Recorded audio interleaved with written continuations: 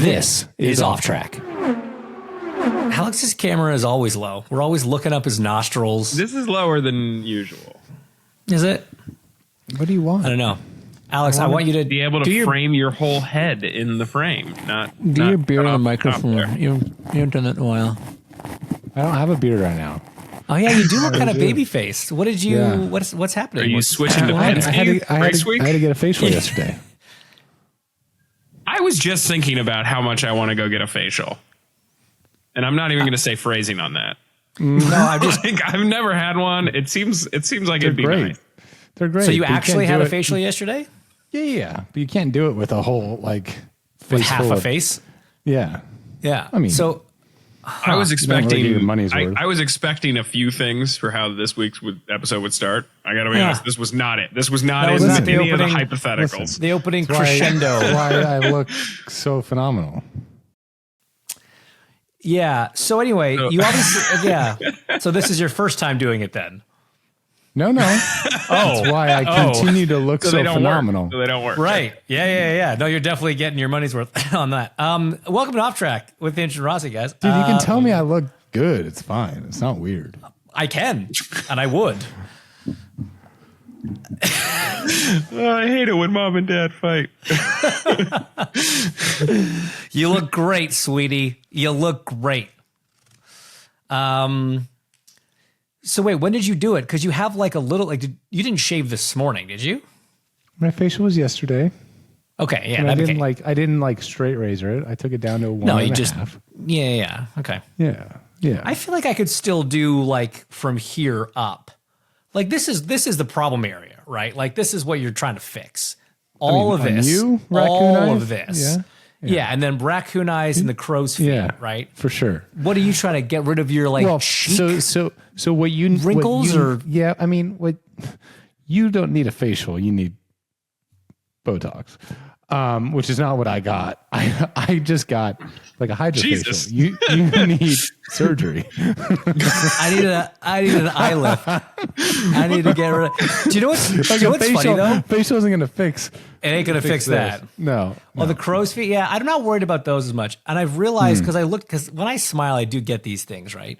But I've looked back at old pictures. I have literally had that since I was 16 years old. I don't think that's it. Yeah. Who gives a if you get wrinkles? That's why I'm not too worried about it. No, I call these the laugh lines, right? I've had a fun life. Well, no, but also you smile way more. So that's true. That's actually a great point.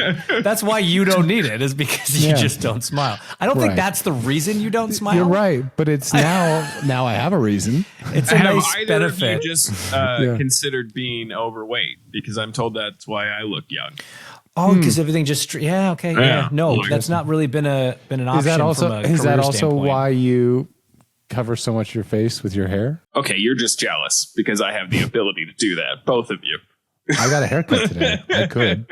I also got a haircut today. Yeah. I have very thick hair. I like my hair. Thank you. Yeah, because it's what all the kids are doing now, right? It's like they grow their hair and they push it forward like this, and they get perms and stuff. Like that's what kids look like now. I hate that. I hate everything happening right now. No. Stop it. You do look younger. Undo it. I don't undo it. Just make I don't it like not. it. I would rather look old than like that. You look like a flashback on a show that didn't want to hire another actor to play a younger you. It's like if Jimmy Fallon tried to play Jimmy Fallon in high school today. Yes. Yeah. Not great. It's like in Something About Mary when Ben Stiller went back to high school. Still looked like a 40-year-old man. Like they did not do a good job. They just put a long-haired wing on him and some braces and thought that was enough. It was not enough. But you know what? It didn't matter. It didn't matter because Franks and Beans was a hilarious scene. So, while we're talking on this topic, I read an article today about. Well, there was an article a long time ago, end of last year, about how Mercedes Formula One team had put out a job thing for a new stylist for the drivers. And it was this really funny thing that the team needed to hire their own stylist. Did Joseph hire him? I don't know. I mean, Mercedes put the job out. I don't know who they. I'm sorry. Did Joseph hire whoever left Mercedes? Oh no, I don't know. Does Joseph have it- weird fashion? It's not weird. It just seems like he's definitely Like curated, styled. like someone's right. Someone's upped It's his. definitely Yeah, yeah, yeah. artisanal. Yeah. Right. A curated artisanal sort of fashion Pieces. trend. Yeah. Right. I was actually just thinking before this, I'm going to start every time Joseph posts one of these, I'm going to start posting my own version of whatever he posts, like just recreate the photos. Yeah. You should definitely do that. But it got me thinking, right? Like F1 is so different. Trendy. Yeah, from IndyCar, that is trendy. But like, I don't know another race series in the world. And like, to be fair, I don't follow like the MotoGP riders closely enough to know if they do this or not. But like most drivers in most series rock up in like a team shirt. Mm-hmm. And to be fair, like Verstappen famously still does that, right? But like most F1 drivers rock up to the paddock, to that wall of photographers through the turnstile, dressed in something. Right. But Well, that's the NFL new. does that too, right? That's super new, right? Because, well, yes, the NFL, the NBA, they've done that since the beginning of NHL, time. the drivers always have to, or the players always have to show up in suits. Like that's a thing. Yeah. Right. But I think F1 became so big and became so mainstream that like they were getting such big brand deals that it was fortuitous for them and the teams to be like, all right, we don't really care if you're wearing our logo because we can cash in on you being a whatever Acme Studios ambassador. But I feel like a lot of them, with the exception of like I feel like George Russell just lives in Tommy Hilfiger gear, right? Like that's just kind of, I mean, now they've switched to Adidas as their partner, but like, you know, he lived, slept, showered, bathed, swam, and he was just always in Hilfiger because that was their deal. I feel like a lot of the other drivers don't do, it's not clothing deals tied to the team. It might be like personal things. But that's what I'm saying. It's tied to them. But then as a team, wouldn't you be pissed that the first picture of you every weekend is not in team gear? Like if I'm paying if I'm paying Max $55 million and he rocks up in something that doesn't have Red Bull or AlphaTauri on it, like aren't you going to be kind of like, so here's Max the thing. $55 million. He's wearing a shirt with my face on it everywhere at all times. So here's the thing. This goes back to the fact that Formula One is inherently different than IndyCar / all American motorsports in the sense that the affinity that the fans have is with the teams. It's not the driver. Like, yes, there's a lot of Max Verstappen fans in Holland, right? There's a lot of Max Verstappen fans in Austria, in Spa or whatever. But ultimately, globally, it's Red Bull fans, it's Ferrari fans, it's Mercedes fans, right? Like, I think Lewis, Max, I think it's grown a little bit that those two are probably the outliers. Fernando, you know, they're bigger than the brand, but ultimately, like Yuki Tsunoda, so yeah, Alex Albon, like weird examples, but like the majority of the drivers, bar 5, I agree with care you about pre-2020. Right? I think 100% that was the difference. Nico Hülkenberg? Well, no. More than they used to. But like, I get what you're saying. It used to definitely be more team. But like, I do think that Drive to Survive and social media allowed people to learn more about the drivers as people. And they've become like, people are diehard Lewis fans. People are diehard Lando fans. People are diehard Charles fans, the Carlos fans. Like the amount of people that owned a Ferrari hat last year that are going to own a Williams hat this year, it's not insignificant. And it's not because they read a book on Sir Frank, right? I agree with you until about 5 years ago. I would know, man. I would be I don't know. I don't know if that's true. I don't know. I believe you're right with Lando. I left him out. I think Lando, Max, Fernando, and Lewis bucked the trend. I think they are bigger than the sport in a lot of respects. They're bigger than the brands that they drive for. Sure. I don't know that Carlos is. Charles, maybe. I doubt beautiful it. creature. So. I don't know. He could drive for Kick Sauber and people would be just drooling over him. I mean, a certain demographic would, but dude, Ricardo's a great example. Ricardo drove for Red Bull, drove for McLaren, then AlphaTauri, whatever. But like they followed him because he was Dan, right? They followed him because of him. I don't know. It's an interesting one because I'm definitely with you. Like there are a ton of Ferrari fans that'll just always support whoever's driving for Ferrari, and drivers come and go, but the brand stays and whatever. But yes, in North America, it has definitely always been and still is kind of 100% not 100%, 90% driver based and 10% team. You got your diehard Penske fans, your diehard Andretti fans, Ray Hall, whatever. But like, would you want? I wouldn't want the pressure. One of my I was just going to say the pressure. That's one of my favorite parts about packing for race weekends is it's like I know exactly 100%. What my suitcase is, and then I add in like 1 or 2 sweaters or t-shirts depending on the weather for like when I go to dinner. For dinner, end of discussion. It's like the pressure is easiest exactly trip. The word I was going to use of like it's the easiest suitcase I have all year.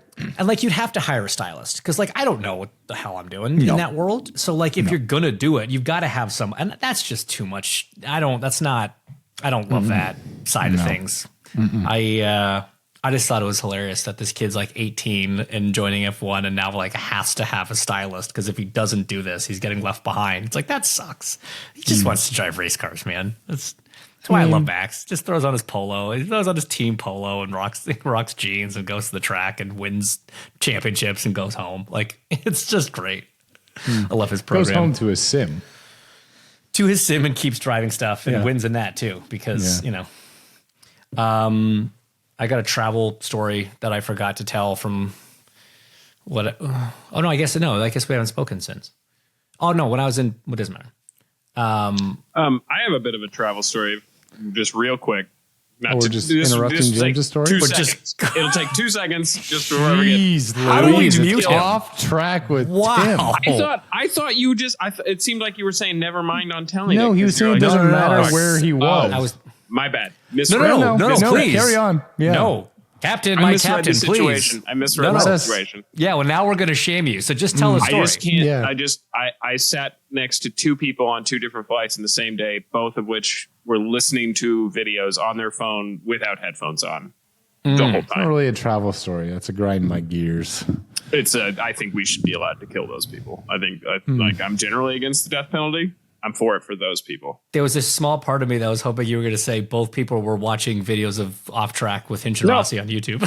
And honestly, if you watch Off Track without headphones on a plane, stop listening to our show. I don't want you as a listener. Unsubscribe and throw your phone out. Yeah. No, I have an admission. Because we have all these travel gripes and they're plentiful and they are all valid.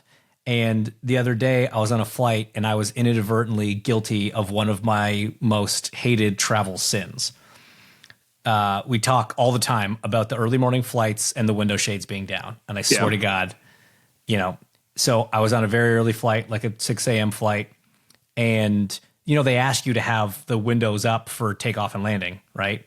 So I had the window up and I actually I'm more of an aisle seat guy. So this is rarely my responsibility anyway, so it's part of the reason why I forgot. Still on me. But at takeoff, like before takeoff, I fell asleep. It was 6 a.m. I had been up for a couple hours. I was tired. And by the time I woke up, the sun was up. And it was coming into the plane. So I had immediately shut the thing. I will say I was not the only one that had clearly had the same thing happen to them because there was like a lot. It's the worst when there's one window open, right? Yeah. There was like half a dozen of us that had broken the rule, but I woke up with like an intense shame that I held for the rest of that flight. And I needed to get that off my chest. I feel like mistakes happen. Like that wasn't you were awake and actively chose not to do it. It's the guy on his laptop or the, reading his book and just letting it happen. Just letting the light flood in. I don't know. It was upsetting. I was upset at myself. I'd be cool with the death penalty being used on you. Yeah, no, it's just. I wouldn't even fight it. Man. It's totally fair. Hey guys, it's race week. It's super race week. That's what the internet says. Are you excited, Alex? Thrilled. Yeah. Yeah, man.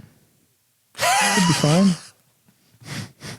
We have spent months talking about how much you guys are excited for this. No, I had been talking the whole show so far. I was giving him a chance to give his 2 cents before I go into it. I am excited. I really don't know what to expect.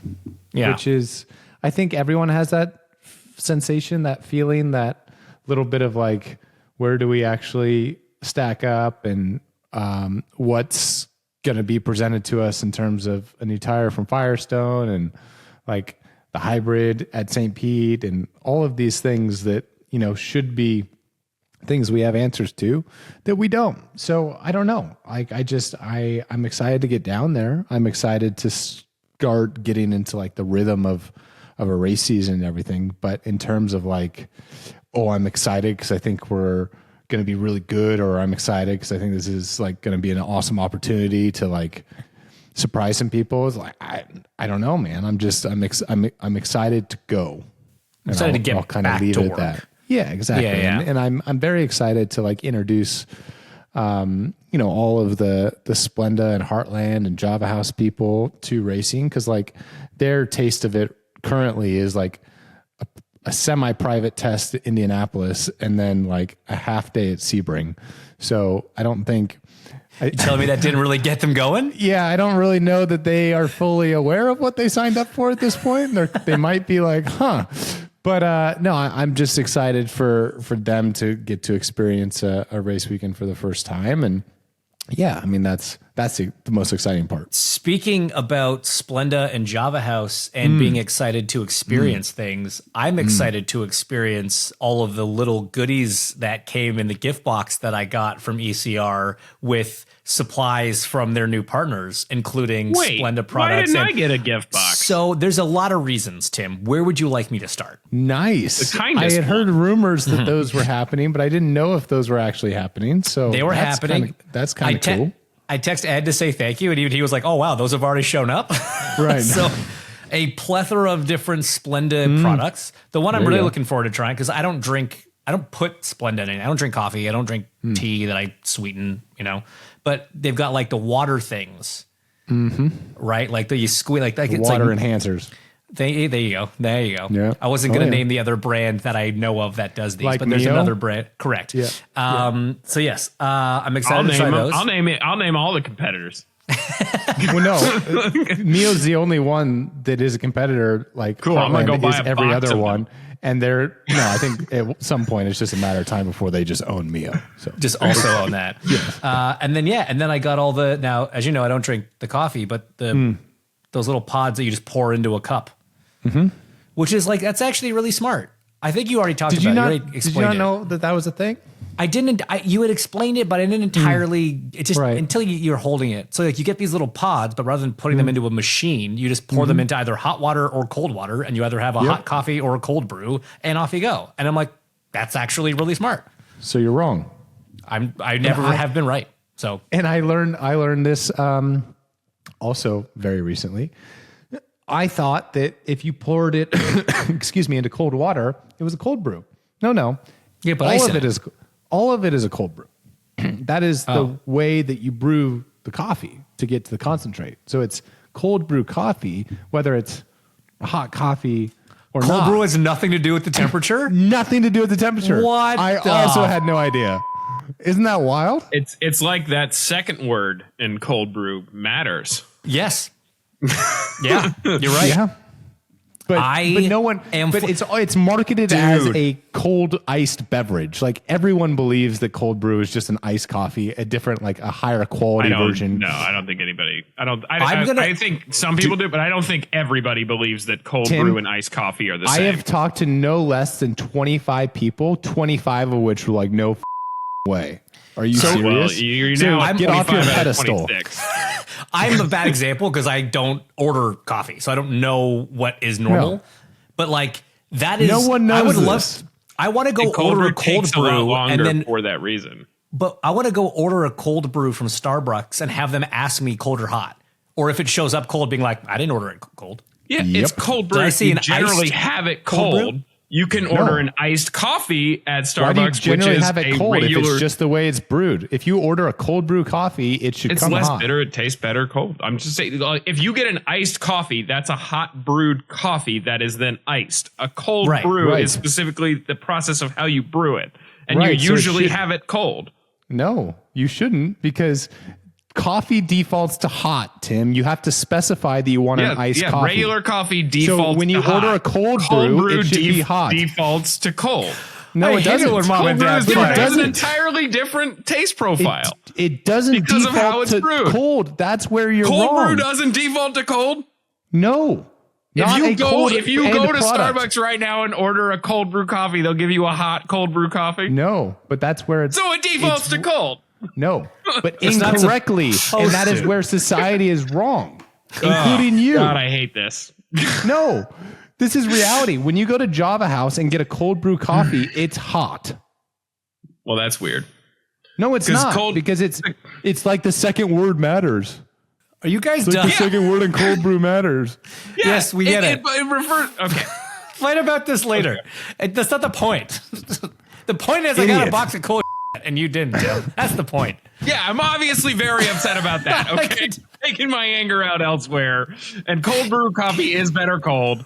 Okay. I'm just mad now. Sure. I'll agree with you on that because I don't know. So I'm just going to let you have it. Okay. There's an entirely different taste profile. They also have tea so that you can pour the tea into hot stuff and that into hot water stuff. And then it's great. Yeah, I guess. No, there's iced tea. Because they have like a hibiscus peach tea. They've got energy drinks so you can pour into sparkling water. I was just going to say. That's exactly what Ed told me to do. I will say though, the logo, so it's a little energy. It's the same thing, a little coffee pod, but it's like an energy drink Wrangler. Mix. And you pour it into water or sparkling water, evidently, to kind of like make a Red Bull knockoff or whatever. But the logo on the front of the energy pod, right on the top of the energy pod, it looks to me like. Do you remember the movie Role Models? Yes. And they worked for that Minotaur energy drink. Yes. The logo for that thing looks like it was ripped off. It almost looks Maybe like we it need was to build the truck. Maybe you need to build the truck, the Wrangler truck. I'm pretty sure there's a Wrangler edition, like F-150 or Chevy Silverado or something. King Ranch, but okay, whatever. It doesn't make your piss turn Shrek green though. So I will confirm that. You can speak from experience. Yeah. But you're getting paid by them. So how do we? That's true. I don't know if I'm taking your word for it. I think you got some Shrek green pee you're trying to hide. I can go pee right now. You know what? You know how we could solve this? Somebody could send me a box of these products. I could test them just to test them. Somebody could send me a box. Well, Ed, if you're listening, his address is, and we know he's not.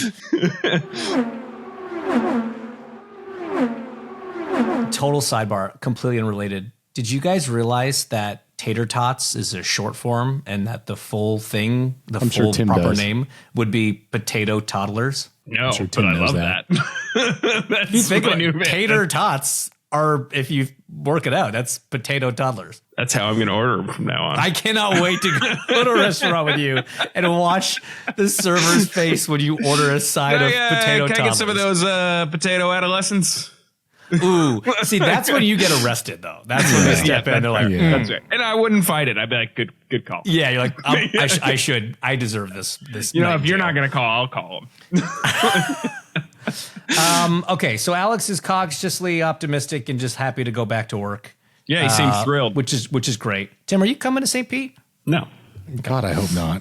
I am very excited. I am very also kind of nervous because it's like a brand new first day of school for so many people in the TV side as well. But really excited because, again, like the first race of the season, you go in with this like optimism. The world is your oyster, right? Like everything is fresh. Everything's a clean slate. You can do so much more. And, we've really gotten into the swing of things. The last 48, 72 hours have just been like nonstop meetings and phone calls and just seeing all the stuff start to come together now. Like it was all sort of piecemealed and patchwork and, like now it's all really sort of coming together. The team's coming together. I'm hoping that by the time this airs, we'll have an idea of pit lane reporters. I can't say who they are in case it hasn't happened yet, but I mean, it's Thursday, so we're on track tomorrow. By the time you're listening to this, I'm pretty sure you'll know. But very, very pleased with how that turned out. And I just can't wait, man. Like it's been such a buildup, right? Like we've talked about the Fox Association so much now. We've seen a lot of what they've done. There's still a lot of things that you haven't seen yet that I'm excited for everyone to see. I'm excited to get Will onto a session for the first time. I'm excited for the first qualifying session, for the first race, just all those things. Have you guys talked at all about, because obviously on the race team side of things, and the series side of things, our sport, I mean, it's performance driven. Like it's numbers driven. It's results driven. So has there been a conversation at all about like what would deem St. Pete a success? Yeah. There's not. We have not had that chat yet. Okay. I know that was something, in years prior that they sort of shied away from.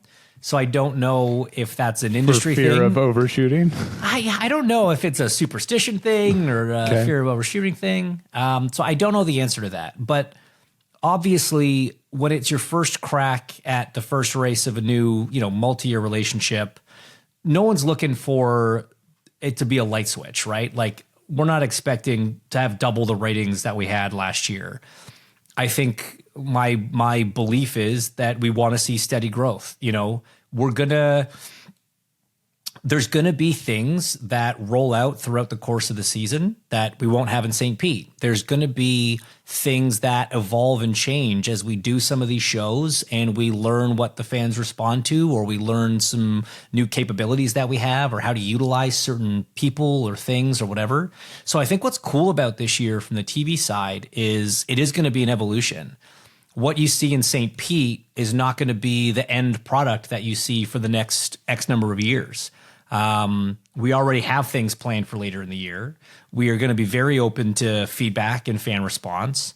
It's exciting in that sense, right? So just as we don't have every single thing going into just this race, I don't think any sort of numerical goal is being set in terms of that. I think a success is to not have any major catastrophes on air. That would be nice. Do you want to know something? I am going to watch probably my first full IndyCar broadcast.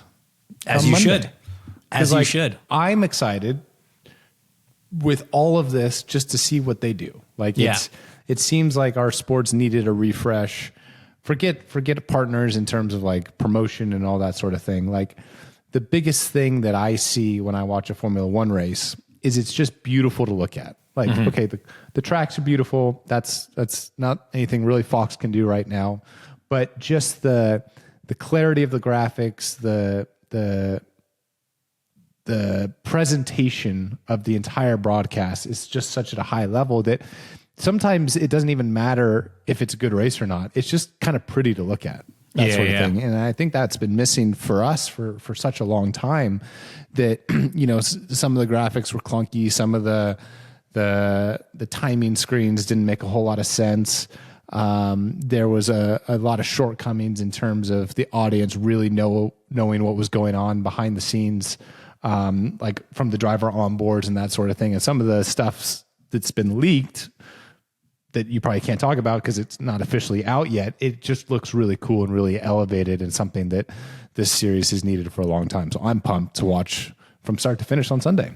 Yeah, I'm excited to see what you think of your first ever IndyCar race. No, but like the graphics is a big talking point, and yeah, some of it was leaked online.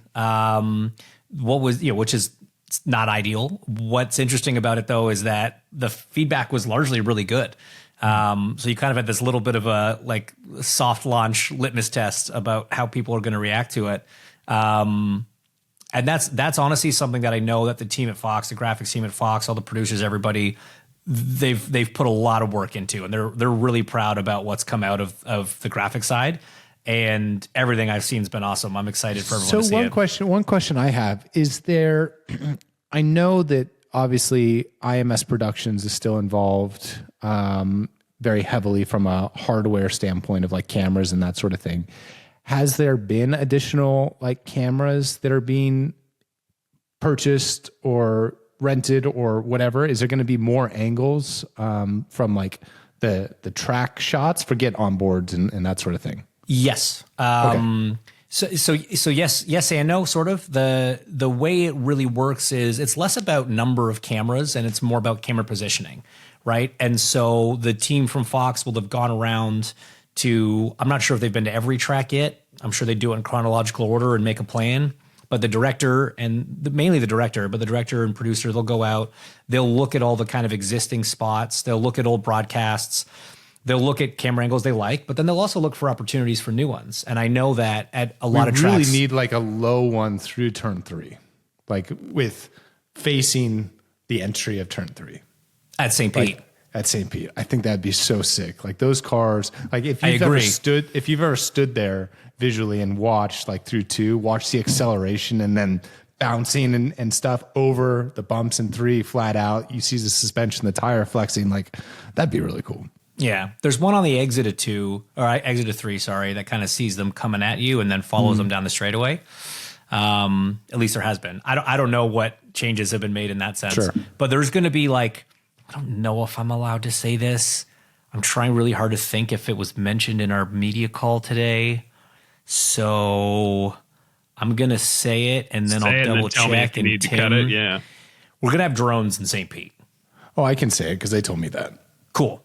So we're going to have drones in St. Pete, which is really cool. I mean, that's like, that's something that's been missing. Like there's so many fun things you can do. My God.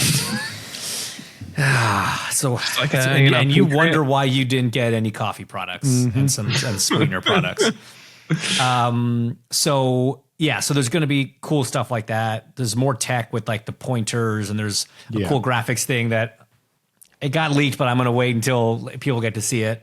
I'm just excited, man. There's some ghost car footage, all that stuff. Like there's some cool stuff coming and like, I'm also terrified because there's also like there's so many things that we don't know yet. There's so many things that like Townsend and I were talking about this. We're going into the weekend kind of almost with an assumption because certain things have always like in our experience have been done a certain way. And I know we're going to get there like something's not going to have happened the way that we expect it to because nobody knew that that's how something should have happened. And we're like, oh man, nobody thought about this. Okay, how do we put this fire out and sort this out? So it's going to be interesting to talk after the first weekend and see like how many of those things happen behind the scenes. So if you were a betting man, who do you think, who are your top 3-4 favorites that you have going into the weekend? That is a great question. Look, man, I mean, I think that if you look at what Penske was last year, they were very strong. Cheating? But even without the extra push to pass, they did very well. I think you can look back at that race and think that Pato did a hell of a job to hang on to second, to be honest. Yes. With less cheating. With less cheating, certainly.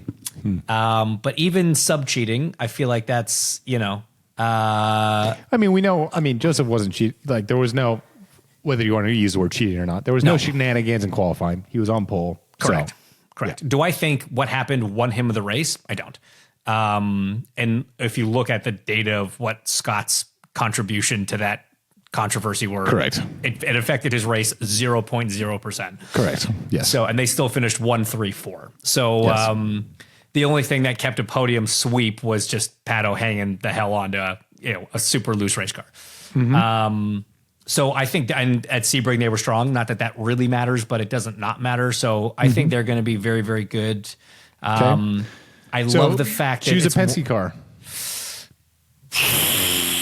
Can't have 3. No, you can't have 3. Okay, so I think that the top performer from Penske is going to be. I think it's going to be Power. I'm going to go on a limb here and say Power, even though the other two have won there more recently. He was quick at Sebring. Has more poles. Yeah, Power's got more poles than anybody ever. So I'm going to go with Power. I think I'm looking at Dixon's never won this race. It's one of 4 races on the calendar he's never won at. He's been second, I think, 4 times here. And I would love to see him do it. And he's probably a bit incentivized after the past couple of years, isn't he? Yep. Yeah. It's not normal in Scott's career to have a teammate beat him to the championship that many times. He kind of had it with Dario at a time, actually. So, but then he bounced back from that and went on a tear. So I think Dixon's going to be strong. Obviously, Pato, I think, will be the Tom McLaren guy, and he'll be strong. I mean, I think Rossi's going to win. Colton's going to be strong at Andretti. Cool. Rossi's going to blow people away. He's going to be the story of the weekend, Alex Rossi. The big upgrades over at ECR, I think, are going to turn some heads. Curious to see. You know what? I said it first. all of just the load going through the thing. I'm just like, oh my God, I didn't train enough neck for the amount of lateral grip this thing has. I want to point it out that when Alex does win, I was the first one to say it. James said it after I did. That's true. And then if he doesn't, you can be the first one to have jinxed him and cost him the win.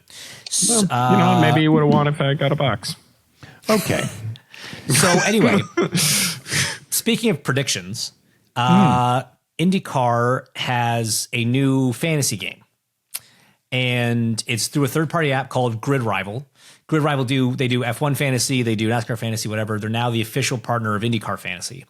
And Alex, as you know, I participate in a football fantasy league or two. No, you don't. By participate, I mean I pay my $60.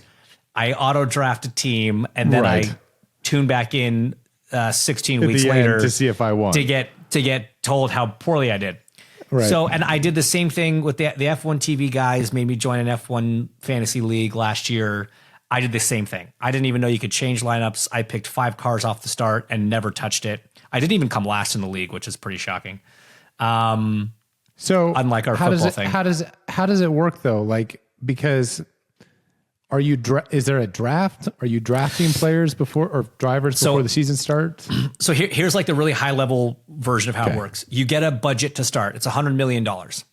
Every driver is given a dollar value, and you have to pick a team of 5 drivers.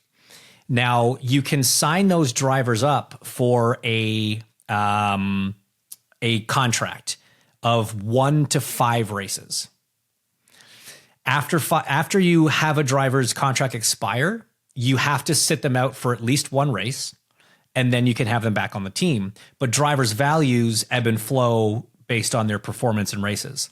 So essentially what you're trying to do is you're starting with $100 million, but the goal is as your contracts move around, your budget is actually going up, and you can keep getting good guys and better guys and whatever to kind of keep your points tally going up.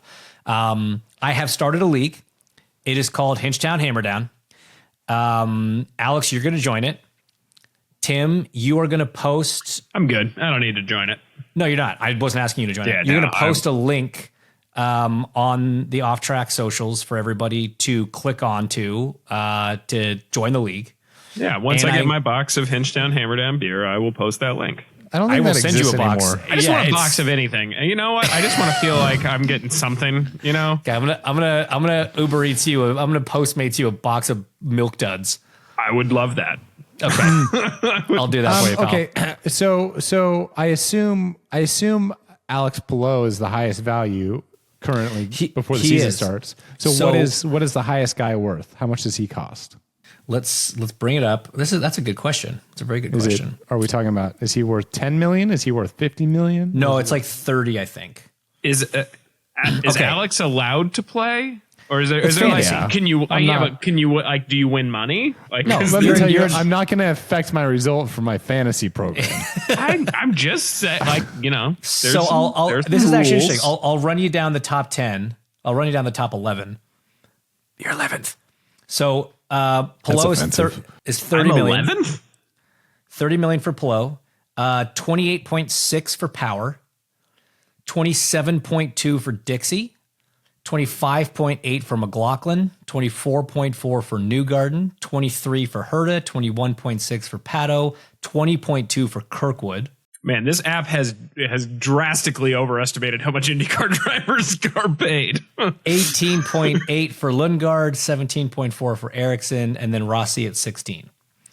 So that's your top 11. So you've got to build 5, and then like all the way down to 27th is Schwartzman, obviously never done a race, and he's 3.5. Jacob Abel 3.5. Louis Foster, DiFrancesco, Rasmussen, Stingray, and Callum Ilott are all 3.5. Okay, if we do this, I think there needs to be an ongoing section of Off Track where you guys talk about who beat who. That's fine. I like that. Where do these values come from? I don't know exactly. Wow, I've already got 125 people in the league, and we haven't even like announced it yet. Because I have some questions, but anyways, okay. Yeah, I don't know exactly. And look, I'll be honest with you, man. There are rules to this that I don't know. I don't know exactly how guys make points, if it's just based on positions, qualifying, if it's passing. There could be a sort of whole complicated algorithm as to it all. But yeah, so like you click on it and you can sign them up for where are you? You can sign them up for like 3, 4, or 5 races max, and then it says here all drivers and teams will lock for 1 race after their contracts are completed. So you kind of have to pan it out, right? And you're like, okay, well, I know so and so is going to be good at this race, so I got to make sure he's not locked out there, whatever. Yeah. So like, there's some fun strategy to it, and you're gonna have to like actually think about it. So yeah, okay. Hinge Down, Hammer Down on Grid Rival. Listen. Another game for me to beat you at? Sign me up, pal. All right, we need a little side bet. Fine. Whoever loses has to send me a box of some nice stuff. Deal. That's vague enough that they can come up with. You're gonna get socks. You'll get a box of socks. You know how you've seen my socks. You know I need socks. I have worn through most of my socks. I don't know if I walk weird or I'm just like, I don't know what's going on there, but I wear through socks. Weirdly hard on socks, aren't you, pal? Yeah. Yeah. Well, do you use them for more than just walking? I don't think that's a thing that anybody actually did. Hand puppets. He puts on puppet shows. He draws on them with Sharpies and puts on little puppet shows. Yeah. Well, I'm going to now. Well, yeah. I can't wait to see that. All right. So that's kind of cool, James. I'll participate just because. Can you auto draft?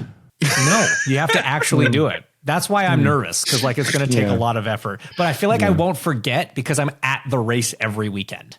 Right. Like my biggest drawback with fantasy football was that I never remembered to set a lineup or watch the race or watch the games. Watching the games doesn't affect the outcome.